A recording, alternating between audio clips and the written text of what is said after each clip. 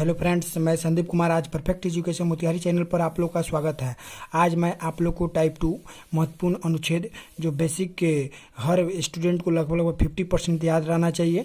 तो आज आइए, आपको टाइप 2 के टाइप 1 पढ़ा चुके हैं, जो उसमें भी आर्टिकल लगभग 40 या 50 था और आपको याद नहीं रखना है, केवल सीखना है कैसे। और जो क्रम दिया गया है राज्यपाल में बांटकर मंत्रिपरिषद, राज्य विधानमंडल, आप सोचिएगा कि 52, 53, 54, 155, 161 ऐसे करते लगातार याद करें तो याद तो रह जाएगा, लेकिन 2 दिन के अंदर भूल जाइएगा। तो एक ऐसे बांट कर याद कीजिए, पार्ट बाई पार्ट में, कि आपको याद रहे।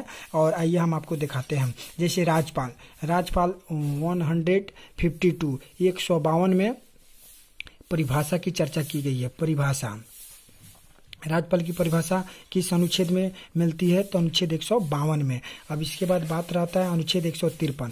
तो राज्यों में राज्यपाल होगी, यह अनुच्छेद 153 में चर्चा की गई है। उसके बाद अनुच्छेद 154 है। तो अनुच्छेद 154 में निर्वाचन की चर्चा की गई है, राज्यपाल के निर्वाचन के। अनुच्छेद 155 में उनकी शक्ति, राज्यपाल के क्या शक्ति है, क्या कार्य है। जिस प्रकार राष्ट्रपति के कार्य होता है उसी प्रकार राज्यों में, माने केंद्र में राष्ट्रपति का कार्य होता है, उसी प्रकार राज्यों में राज्यपाल का कार्य होता है। अनुच्छेद 161 में उनकी क्षमादान की शक्ति है। तो आप ये याद किए, जैसे मान लीजिए कि आप राष्ट्रपति को देखे होंगे कि 52 केवल परिभाषा को छोड़कर, फिर उसी तरह कि राज्यों में राज्यपाल होगी तो उसमें पद था, उसी प्रकार उसमें था 54 में निर्वाचन, तो 154 में निर्वाचन है, उसमें था 155 में उनकी, तो इसी प्रकार उनको कंपैरिजन करके पढ़ना है। 155 में शक्ति या कार्य है, 161 में क्षमादान है राज्यपाल का।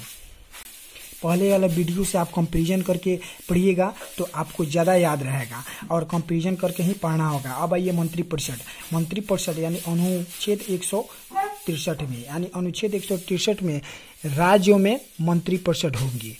किस में? राज्यों में। तो मंत्रिपरिषद हो गया राज्यों में, और राज्यों में एक मुख्यमंत्री होंगे। जिस प्रकार केंद्र में एक मंत्रिपरिषद के प्रधानमंत्री होते हैं, उसी प्रकार राज्यों में भी एक मुख्यमंत्री की नियुक्ति यानी प्रावधान दिया गया अनुच्छेद 164 में। मुख्यमंत्री, अब जिस प्रकार महान्यायाधीश एक पद था जो 167 में पहले वीडियो में देखे थे, 167 में महान्यायाधीश पद का प्रावधान दिया गया था, उसी प्रकार पद की नियुक्ति की गई थी। उसी प्रकार अनुच्छेद 165 में महाधिवक्ता है। महाधिवक्ता किसमें है? अनुच्छेद 165 में।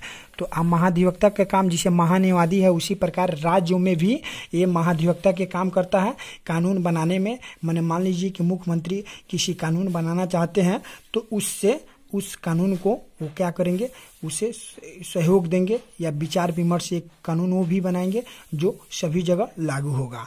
ठीक उसी प्रकार फिर राज्य विधानमंडल। तो राज्य विधानमंडल के बारे में ये भी बात जानी है कि राज्य विधानमंडल अनुच्छेद 168 में विधानमंडल की प्रावधान दिया गया है। अब यहाँ पर बात आता है कि विधानमंडल प्रावधान, जिस प्रकार देश यानी केंद्र में संसद के 3 अंग होते हैं, राष्ट्रपति, लोकसभा, राज्यसभा, उसी प्रकार राज्यों में भी 3 अंग होते हैं। एक होते हैं राज्यों में, कौन कौन होते हैं? राज्य में 3 अंग होते हैं। एक विधानमंडल, एक होते हैं विधानमंडल, एक होते हैं विधान परिषद, विधानसभा, एक होते हैं विधान परिषद। अब यहाँ पर परिषद हुआ, इसका मतलब हुआ कि विधान परिषद कहिए चाहे कुछ, यानी आप विधान परिषद ऐसा ही परिषद है कि आप जिस राज्य में रखना चाहते हैं तो रख सकते हैं, अन्यथा इसको न भी रख सकते हैं। इच्छा अनुसार इसको ग्रहण करना है किसी भी राज्य को। अगर इच्छा है तो रख सकते हैं, नहीं है तो नहीं रख सकते हैं। तो यहाँ पर बात रहता है कि अनुच्छेद 168 में विधानमंडल है और यहाँ विधान परिषद की संरचना है अनुच्छेद 170 में। विधानसभा की संरचना है, सभा की संरचना। फिर उसके बाद विधान अनुच्छेद 171 में विधान परिषद की संरचना है।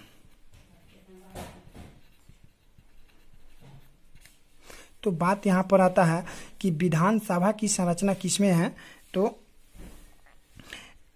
अनुच्छेद 170 में। इसलिए विधान परिषद की संरचना 170 में नहीं हुई, क्योंकि विधान परिषद, क्योंकि आप ये बात पढ़े होंगे संसद में कि पहले संसद उसके बाद राज्यसभा, यानी अनुच्छेद 180 में राज्यसभा का निर्वाचन, राज्यसभा का पद दिया गया है। तो इसमें 170 में विधान परिषद नहीं दिया जाएगा, क्योंकि ये अस्थायी नहीं है, जिस राज्य को रखना है तो रख सकता है या नहीं रख सकता है। इसी प्रकार अनुच्छेद 169 एक भी देख लीजिए, 169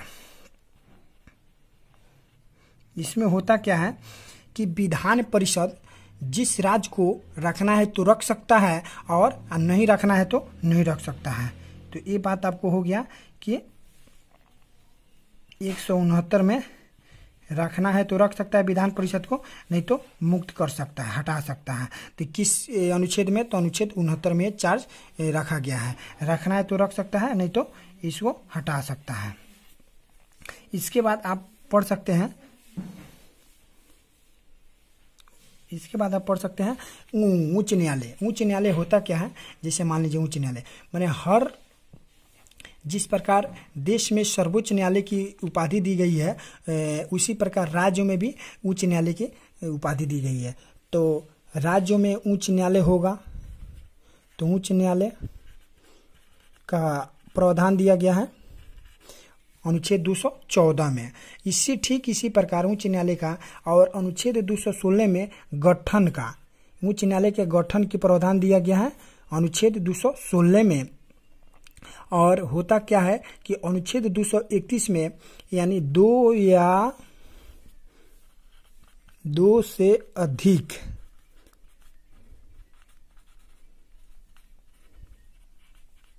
राज्यों में एक एसी होना चाहिए। इसका मतलब हुआ क्या कि आपको कहने का मतलब यह हुआ कि 2 या 2 से अधिक राज्यों में एक एसी होना चाहिए। अनुच्छेद 231 में यह बात कहता है कि किसी भी राज्य में अगर सर्वोच्च उच्च न्यायालय ना हो तो होता क्या है कि आप ये भी जानते होंगे कि देश में 24 उच्च न्यायालय हैं। कितना है? 24 उच्च न्यायालय हैं। अब देखिए 24 उच्च न्यायालय हैं हमारे देश में जैसे देश में 29 राज्य हैं, 29 राज्य में 24 उच्च न्यायालय हैं, तो 5 ऐसा है कि किसी राज्य में होगा तो उस पर डिपेंड करता होगा। तो किसी भी राज्य में 2 या 2 से अधिक राज्यों में एक एसी का होना अनिवार्य है कि मान लीजिए एक राज्य में नहीं है तो दूसरे राज्य से वो क्या करेगा, उसमें उसका नियम कानून को दायरे को व्याख्या किया जाएगा। ठीक उसी प्रकार अब आइए केंद्र राज्य संबंध के बीच में भी अब देखा जाए। तो आपने सूची पढ़ा होगा, सूची कितने प्रकार, सूची 3 प्रकार के होते हैं, केंद्र सूची, राज्य सूची, केंद्र संघ सूची, राज्य सूची, समवर्ती सूची। तो संघ सूची जो केंद्र उस पर काम बनाते, केंद्र उस पर कार्य करती है, संघ सूची, राज्य सूची, समवर्ती सूची। और समवर्ती सूची केंद्र एवं राज्य दोनों इस पर कानून बना सकती है, लेकिन संघ सूची जो है संघ, और एक होता है राज्य सूची, एक होता है समवर्ती सूची। तो ये बात हुआ कि संघ सूची केंद्र बना सकती है कानून, ये राज्य बना सकती है राज्य सूची पर, और ये जो है दोनों मिलकर बना सकते हैं, माने केंद्र प्लस राज्य दोनों कानून बना सकते हैं। तो यही तो है सूची। सूची कितने होते हैं? तो 3 होते हैं। तो ये भी बात ध्यान में रखे रहिएगा कि सूची। अब देखिए, अब केंद्र राज्य संबंध के बीच में रिलेटेड बात पढ़ेंगे तो अनुच्छेद 249 में ये होता क्या है, राज्य सूची पर केंद्र का कानून बनाना। ठीक, यानी होता क्या है कि राज्य सूची पर केंद्र का कानून बनाना। इस सूची तो आप पढ़े हैं। इसके बाद है 262, यानी आप ऐसे पढ़िएगा कि राज्य सूची पर केंद्र का कानून बनाना किसका कार्य होता है, तो ये अनुच्छेद 249 के प्रावधान में दिया गया है 262 में, यानी नदी जल विवाद। नदी जल विवाद, तो ये किसमें है नदी जल विवाद? तो आपको 262 में दिखाई दे रहा है नदी जल विवाद। और उसके बाद नदी जल विवाद दिया इसमें, और 263 में अंतर्राज्यीय जल परिषद। अब ऐसे आप याद रखिएगा, अंतर्राज्यीय जल परिषद।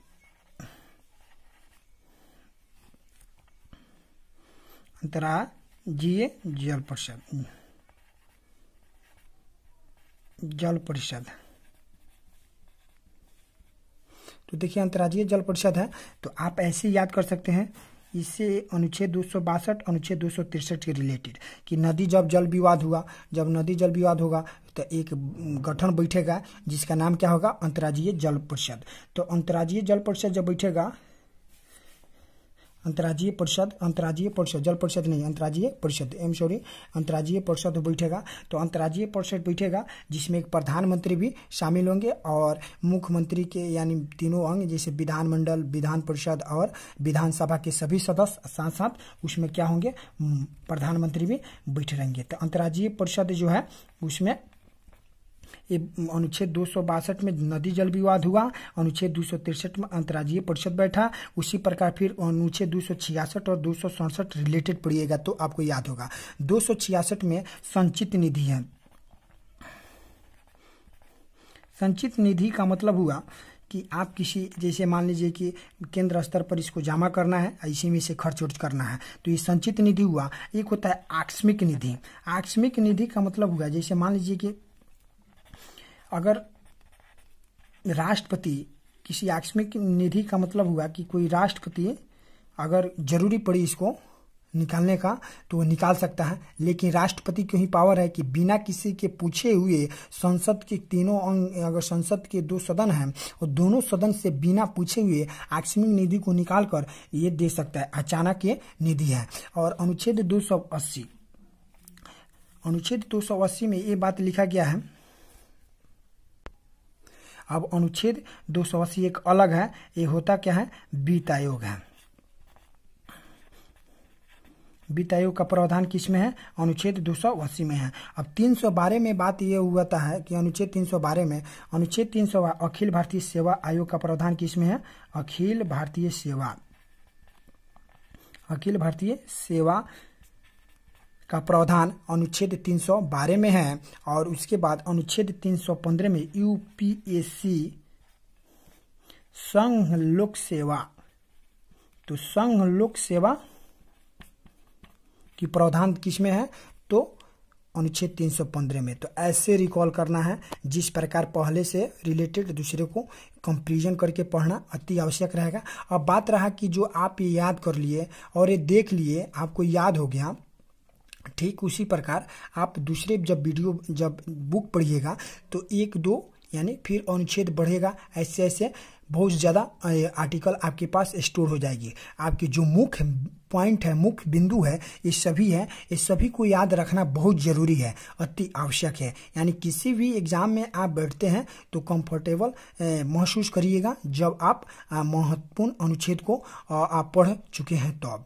तो आइए देखिए एक बार फिर से रिकॉल करते हैं कि अनुच्छेद 152 में परिभाषा दिया गया है। राज्यपाल की परिभाषा किसमें, माने परिभाषा जो अनुच्छेद 152, 153 में राज्य में राज्यपाल होगा, 154 में निर्वाचन, 155 में शक्ति एवं कार्य राज्यपाल का, 161 में क्षमादान की शक्ति, जो मृत्यु दंड को छोड़कर सभी क्षमादान करने में इनके पास पावर है और ये राज्यपाल कर सकते हैं केवल मृत्यु दंड को छोड़कर। मंत्रिपरिषद 163 में मंत्री परिषद होगी राज्यों में, और 164 मुख्यमंत्री और 165 में महाधिवक्ता। जिस प्रकार 167 में महान्यायवादी था उसी प्रकार पहले वीडियो में पढ़े थे, और 165 जो है महाधिवक्ता है जो एक कानून या बना सकती है राज्यों में। कानून बनाने का एक दायरा है जो एक कानून या किसी भी सहयोग कर सकते हैं यानी सरकार को। ठीक उसी प्रकार राज्य विधानमंडल में अनुच्छेद 162 में विधानमंडल, तो विधानमंडल की चर्चा की गई है। अनुच्छेद 170 में विधानसभा की संरचना होगी और अनुच्छेद 170 में विधान परिषद की संरचना होगी। अनुच्छेद 169 में होता क्या है आप रिकॉल कीजिएगा। अनुच्छेद 169 में यानी 169 में होता क्या है कि जैसे मान लीजिए कि विधान परिषद किसी भी राज्य में लगाना चाहते हैं तो ले सकते हैं या लगा सकते हैं या पदमुक्त उसको हटा सकते हैं। ये अनुच्छेद 169 में चर्चा किया गया है। अब इसके बाद उच्च न्यायालय है, तो उच्च न्यायालय के बारे में कुछ जानिए। उच्च न्यायालय जो है अनुच्छेद 214 में उच्च न्यायालय होगा राज्यों में, तो तो इसके लिए प्रावधान दिया गया है। अनुच्छेद 216 में उसकी गठन की गई। अनुच्छेद 231 में 2 या 2 से अधिक राज्यों के लिए एक एससी की व्यवस्था की जाएगी। केंद्र एवं आप देखिए केंद्र राज्य एवं संबंध में रिलेटेड यानी उससे रिलेटेड प्रश्न पूछा जाएगा अनुच्छेद से। अनुच्छेद 249 में राज्य सूची पर केंद्र द्वारा कानून बनाना। तो राज्य सूची पर कौन केंद्र द्वारा कानून एक अलग है। फिर उसी प्रकार अनुच्छेद 262 में ऐसे याद कीजिएगा नदी जल विवाद। अनुच्छेद 263 अंतर्राज्यीय परिषद। तो 262 263 को रिलेटेड अपना मन यानी दोनों को रिलेटेड कर लीजिएगा और रिलेटेड करके तो इसको कैसे होगा, जैसे मानिए नदी जल विवाद हुआ तो एक मानिए नदी जल विवाद हुआ तो एक गठन बैठा जो अंतर्राज्यीय परिषद हुआ। अंतर्राज्यीय परिषद जो अनुच्छेद 263 में ऐसे ही याद कीजिएगा। फिर उसी प्रकार 266 और 267 को जोड़कर याद कीजिएगा संचित निधि और 267 को आकस्मिक निधि होती है। फिर उसी प्रकार 280 एक अलग है तो वित्त आयोग। फिर अनुच्छेद 312 अखिल भारतीय सेवा का प्रावधान अनुच्छेद 312 में है। ठीक उसी प्रकार ये भी पढ़ सकते हैं कि अनुच्छेद 315 में यूपीएससी संघ सेवा का प्रावधान दिया गया है। किस में, तो अनुच्छेद 315 में। ये अधिकारी गण है, देखा जाए निर्वाचन आयोग गण है। निर्वाचन आयोग का गठन 25 जनवरी 1950 यानी 1950 में हुआ। तो अनुच्छेद 324 में निर्वाचन आयोग का प्रावधान दिया गया है। निर्वाचन आयोग का प्रावधान तो अनुच्छेद 324 में निर्वाचन आयोग की चर्चा की गई है। अब आइए एससी एसटी अंग्रेजी भारतीय के लिए आरक्षण के छूट। तो देखिए अनुच्छेद 300 अब देखिए अनुच्छेद 330 अनुच्छेद 330 यानी लोकसभा में यानी एससी और एसटी यानी एससी का मतलब अनुसूचित जाति और एसटी का मतलब अनुसूचित जनजाति को आरक्षण लोकसभा में अनुच्छेद 330 के तहत दिया जाता है। फिर उसके बाद राज्य में भी एक विधानसभा होते हैं। तो विधानसभा में एससी और एसटी यानी अनुसूचित जाति एवं अनुसूचित जनजाति को आरक्षण देना अनुच्छेद 332 में है। अनुच्छेद 335 में आपको याद रखना होगा, ये अलग है, सेवाओं पद विशेष आरक्षण किसको दिया जाएगा, तो एससी और एसटी को। एससी और एसटी यानी अनुसूचित जाति एवं अनुसूचित जनजाति को सेवा और पद विशेष आरक्षण दिया जाएगा अनुच्छेद 335 में। फिर इसके बाद रहा अनुच्छेद 338। तो देखिए इस अनुच्छेद 338 में एससी आयोग यानी अनुसूचित आयोग। फिर अनुच्छेद 338 ए में एसटी आयोग यानी अनुसूचित जनजाति आयोग। तो ये दोनों रिलेटेड पढ़ना है, दोनों को जोड़कर इसको पढ़ना है। अब बात रहा कि आप कैसे याद रखिएगा, इसको भी बता रहे हैं। देखिए अनुच्छेद 331 इसमें होता है लोकसभा में एंग्लो इंडियन का आरक्षण। एंग्लो इंडियन में लोकसभा के एंग्लो इंडियन में आरक्षण देना है एंग्लो इंडियन। फिर उसी प्रकार विधानसभा में एंग्लो इंडियन में आरक्षण। तो विधानसभा भी हो गया और लोकसभा भी हो गया। फिर इसके बाद अनुच्छेद 340 है। तो अनुच्छेद 340 में यानी ओबीसी आयोग बनाया गया। ओबीसी आयोग हाल ही में करंट में ही चर्चा किया गया है, बनाया गया अनुच्छेद 240 ओबीसी आयोग के लिए। अब बात रहा अनुच्छेद 300। अब देखिए इसको याद कैसे रखेंगे, 330 332। तो देखिए ऐसे याद रखेंगे, सपोज डेट 330 है, 331 है, 332 है, 333 है, 334 है ना। तो देखिए 330 332 331 333 ऐसे याद रखिएगा, 34 नहीं है तो ऐसे याद कीजिएगा। तो ये लोकसभा के बारे में बता रहा है। तो जब ये लोकसभा के बारे में बता रहा है और ये बताएगा विधानसभा, तो जब 330 332 लोकसभा के बारे में बताएगा, ये 331 और 333 जोड़ कर पढ़िएगा, याद रखिएगा। तो 331 राज्यसभा के बारे में बताता है आइए 333 भी राज्यसभा के बारे में बताता है। तो 333 राज्यसभा में SC ST को आरक्षण देगा और 330 में लोकसभा SC ST का भी आरक्षण देगा। और बात रहा कि लोकसभा में इंडियन एंग्लो को ये आरक्षण देता है 332 और 33 में होता क्या, राज्यसभा में इंडियन एंग्लो का आरक्षण देता था। इस प्रकार आप याद रख सकते हैं, तो इसमें कोई दिक्कत आपको नहीं होगी। और इसी प्रकार आपको याद रखना है। फिर अनुच्छेद 340 में OBC आयोग है। अब देखिए अनुच्छेद 343, तो अनुच्छेद जो है 343, इसमें जैसे भारत की राज्य भाषा कौन है, हिंदी है, तो हिंदी है और लिपि देवनागरी है। तो मान लीजिए हमारे देश के राजभाषा के लिए कौन सा आर्टिकल का प्रयोग किया जाता है, तो अनुच्छेद 343 का। ठीक उसी प्रकार एक बात ये भी ध्यान में रखिएगा, आपदा शमन। जैसे मान लीजिए कि हमारे देश में आर्टिकल 352 में वित्तीय रहता है राष्ट्रीय आपातकाल, तो राष्ट्रीय आपातकाल लगेगा, आपातकाल। तो इसका मतलब हुआ कि हमारे देश पर कोई बाहरी सशस्त्र यानी बाहरी आक्रमण कोई कर रहा है, कोई हमारा आतंकवादियों हमारे देश पर कोई आक्रमण कर रहा है, उस समय राष्ट्रीय आपातकाल लगा दिया जाएगा अनुच्छेद 352 के तहत। लेकिन अनुच्छेद 356 में ये बात राष्ट्रपति शासन लगाया जाएगा, राष्ट्रपति शासन। तो राष्ट्रपति शासन अनुच्छेद 344 का डिफरेंस है, 52 के बाद 56, 56 के बाद 60, यानी 4 बढ़ा देना है, 4 का डिफरेंस नहीं है, ऐड कर देना है। 356 में होता है राष्ट्रपति शासन।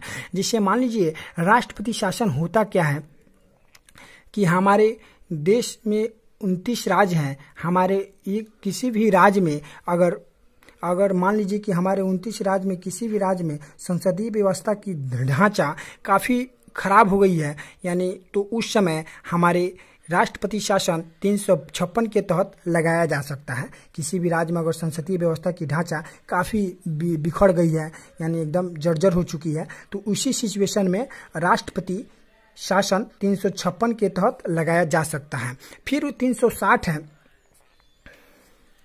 वित्तीय आपातकाल लगाया जाता है। तो वित्तीय आपातकाल जिसे मान लीजिए कि हमारे देश में संपूर्ण भारत में अगर वित्तीय आपातकाल का मतलब हुआ कि अगर इकोनॉमिकल कंडीशन काफ़ी खराब हो चुकी है, तो उस समय वित्तीय आपातकाल लगाया जा सकता है अनुच्छेद 360 के तहत। अब भाई ये संविधान संशोधन, तो संविधान संशोधन अनुच्छेद 368 में, ये बात तो आपको बताए थे कि अनुच्छेद 4 यानी पिछले वाले टाइप 1 वीडियो में आपको बताए थे कि अनुच्छेद 4 में यदि किसी भी राज्य का स्थापना करना है या निर्माण यानी राज्य के क्षेत्र में निर्माण या परिवर्तन करना है, तो हमारे देश में 368 का संशोधन नहीं किया जा सकता है, बल्कि दूसरे देश करेगा तो हम संशोधन कर सकते हैं, ये बात बताए थे। लेकिन संविधान संशोधन 2-3 प्रकार के होते हैं। एक होते हैं साधारण बहुमत जो 1/2, एक होते हैं साधारण बहुमत, एक होते हैं 1/2, एक होते हैं 2/3 बहुमत से, एक होते हैं कि 2/3 बहुमत प्लस राज्य विधानसभा की सहयोगी, ऐसे होते हैं। तो 2-3 प्रकार से आप संविधान संशोधन पढ़ सकते हैं। और 370 में ये बात पढ़ना है कि कश्मीर के लिए एक विशेष प्रावधान बनाया गया है, जम्मू कश्मीर के लिए। और ये बात हुआ कि विलय पत्र पर हरिश्चंद्र ने विलय पत्र पर हस्ताक्षर कर वहां का राजा थे हरिश्चंद्र। कौन थे? हरिश्चंद्र ने के द्वारा विलय पत्र पर हस्ताक्षर कराकर उससे आर्टिकल कुछ विशेष प्रावधान से इस आर्टिकल 370 में जम्मू कश्मीर के कुछ विशेष प्रावधान के तहत जोड़ा गया है, तो अनुच्छेद 370। तो आपको हम विशेष रूप से हम ये कह सकते हैं कि आई होप, हमको लगता है कि आप लोग इसको याद हो गया होगा और ऐसे ऐसे वीडियो हम लेते आएंगे। और मेरा ये कहने का मतलब है कि आप जब first type 1 video, type 2 video को पढ़कर किसी बुक को बनाएं, अगर किसी बुक यानी ऑब्जेक्टिव बनाएं, 1-2 ऐड होते जाएगा तो आपको उसको ऐड करना है। बाद में आपका स्टोर ज़्यादा हो जाएगा, जिससे स्टोर ज़्यादा हो जाएगा तो आप ज़्यादा आर्टिकल के बारे में जान जाइएगा। तो इसी तरह आप फर्स्ट टाइप से लेकर सेकेंड टाइप तक आप इसको पढ़ें और एक कोई भी बुक आपके पास हो उस बुक के ऑब्जेक्टिव को जरूर बनाएं। इसी प्रकार तो चलिए, थैंक यू, आपका दिन शुभ हो।